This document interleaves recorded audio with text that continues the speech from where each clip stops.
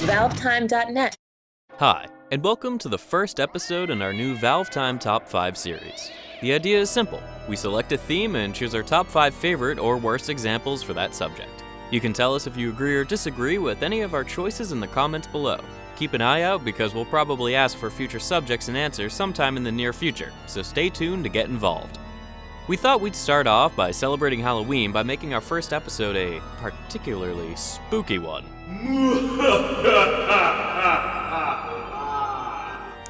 Valve have always had a way with creating creepy environments and genuinely terrifying enemies, so what do we think were the top 5 scariest Valve enemies? Let's find out. Note, the list will contain a few minor spoilers as well as one or two, well, rather huge ones. Number 5. In at number 5 is everybody's favorite whining little zombie girl, the witch from Left 4 Dead and Left 4 Dead 2. Making her first appearance back in 2008, the witch quickly became a gaming icon known for her sharp temper and relentless hunting of players.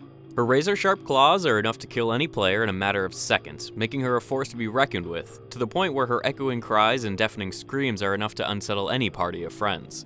While trying to sneak past her in many of Left 4 Dead's iconic locations is almost always a tense affair, she can be truly terrifying. Her encounters unsettling and her fights chaotic. But she is generally easily avoided and relatively easy to beat with a good shotgun round to the back of the head. While most other Left 4 Dead enemies are pretty terrifying in themselves, the witch is the only one who retains her fear factor for pretty much every encounter no matter how long you've been playing, making her number 5 on our list. Number 4. At number 4, we have the Horseless Headless Horseman from the Team Fortress 2's infamous Man Manor Halloween-themed map. His first appearance was in October 2010 when he appeared as Team Fortress's first boss monster, as the beheaded undead form of Zephaniah Man's supposed brother, Silas. The Horseman appears as a gigantic skeleton wielding a massive axe running amok dressed in a glowing purple suit and trademark pumpkin head. He regularly rises from control points to stalk and kill players of both red and blue team, quite literally throwing a spanner in the works of both the attacking and defending team strategies. While at face value he is definitely not as scary as some of the enemies on this list, the fear players experience upon his arrival is based on his size, large health pool, and unpredictable actions as he charges erratically around the map at ridiculous speeds, picking apart anyone and everyone who gets in his way. He gets his kicks from playing sickening games of tag, stalking a player on the map until they die, or hit an enemy with a melee weapon. While Valve continued with the Halloween boss theme last year with Monoculus, the demo man's possessed floating eye didn't really capture the same element of danger, excitement, fear, and unpredictability that the Horseman demands upon his appearance on a server. His brutally sinister nature has helped him secure the number 4 spot on our list, and we're glad to be able to hear his evil laughter once more during this year's Halloween event. Number 3. Number 3 will seem like a natural choice to anyone out there with experience playing Half-Life 2 and its sequel episodes. It was only fitting for us to pick the Combine Stalker as our next choice. Only appearing for a brief yet horrific moments in Half-Life 2 back in 2004, their background in nature was developed further upon in Episode 1, released back in 2006. Appearing as stumpy, near-mindless bipedal husks, these disfigured workers represent what remains of humans who oppose the Combine rule. After a trip to Nova Prospect on a razor train, human prisoners are tortured through physical and mental transformations in an effort to turn them into the perfect servants. As a product of extreme and brutal engineering, stalkers appear as heavily modified humans lacking limbs, genitals, and many different internal organs. The fear of stalkers, their appearance and behavior, is generated by the niggling thought of "this could happen to me," which immediately hammers home the brutality and emotionless actions of the Combine. Devoid of free will and speech, stalkers spend their days building and repairing the Combine's vast array of military synths and devices, in a manner similar to the worst forms of slave labor. We can only assume the person is still aware of their actions, appearance, and transformation, truly making the role of the stalker a fate worse than death by any means, which is why they've made it to number 3 on our list. Number 2. Just missing out on the number 1 slot at number 2 is the Ichthyosaur. The classic Half-Life enemy which still manages to scare us silly even after so many years and so many pairs of pants. The Ichthyosaur hasn't been seen all that much since its original and extremely terrifying first appearance in the original Half-Life back in 1998, only making a very brief appearance during the opening teleporter sequence of Half-Life 2 in 2004. This generally won't take too much explaining, especially to anyone who has ever played the original game. People are scared of the Ichthyosaur for the same reasons people are scared of sharks and other water creatures. They're unusual, unpredictable, and tough predators which live in a hostile environment in which we can't survive.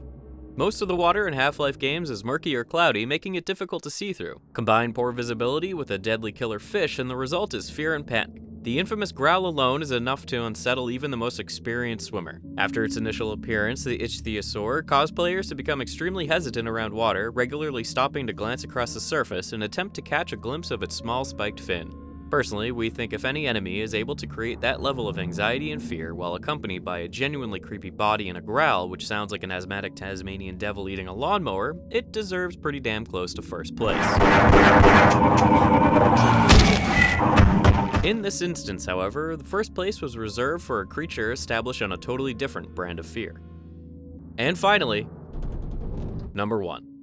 For the number 1 spot, it really couldn't have been anything other than the Combine Advisors. These large grub-like enemies might not look like much, but in fact they're actually the leaders of the entire Combine Empire and possess extremely powerful telekinetic and psychic abilities. First, briefly appearing in Half-Life 2 back in 2004, the Advisor's role was later expanded upon in both episodes 1 and 2, released in 2006 and 2007 respectively. While nearly every other enemy on this list relies in part to an external factor to support them, be it darkness, fog, water, or a mix of all three, the Advisor is terrifying purely on its appearance, presence, abilities, and nature. As an extremely advanced and ancient species, Advisors have become so dependent on technology that they have quite literally evolved backwards, eventually turning into their current grub-like forms. Accompanied by mechanical eye-mounted cameras, mouthpieces, and claws, their appearance feels mysterious and unnatural. In Half-Life 2 and Episode 1, they initially find it difficult to survive for long periods outside of life support. But later in Episode 2, Advisors have developed the ability to move around freely of their ships without the need for constant stability systems. This demonstrates the Advisor's terrifying ability to adapt and evolve at extremely short notice, revealing their intelligence and endurance as beings. But why are they scary? As we mentioned earlier, Advisors almost always appear in broad daylight, and their grub-like bodies remove any threat of physical attack. Doesn't sound all that scary, huh? However, Advisors have been carefully choreographed by Valve to allow the player to build up a true hatred for the creatures. Every time they appear, something goes wrong, whether it be calling in reinforcements, causing destruction, or murdering allies. Their powerful psychic and telekinetic abilities make them close to unbeatable in many situations, having bested both Alex and Gordon on 3 occasions without opposition. Eli's sudden death at the end of Episode 2 has cemented the Advisor in our minds as a truly fearful enemy which are unmatched in any Valve universe. Such a hideous yet powerful creature with near limitless strength and an intellect to match, the Advisors feel like the best fit for our number 1 spot as Valve's scariest enemy. We look forward to seeing what role the Advisors will play in future games, and to see if Valve finds a way to make Half-Life's most fearful and powerful enemy even more terrifying. And that'll do it for our first episode of ValveTime Top 5.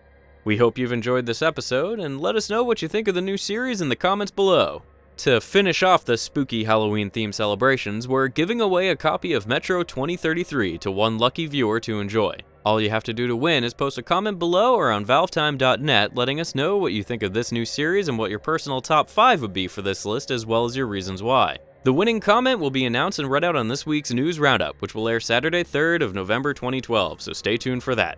The winner will receive a message on YouTube letting them know how to claim their prize. That is, if you can pull yourself away from the Team Fortress 2 and Dota 2 Halloween events long enough to check your messages. Feel free to give us suggestions for future episodes. You never know, we might just like your idea and use it sometime. Keep an eye out for more ValveTime videos, news, and reviews coming soon. Bye for now.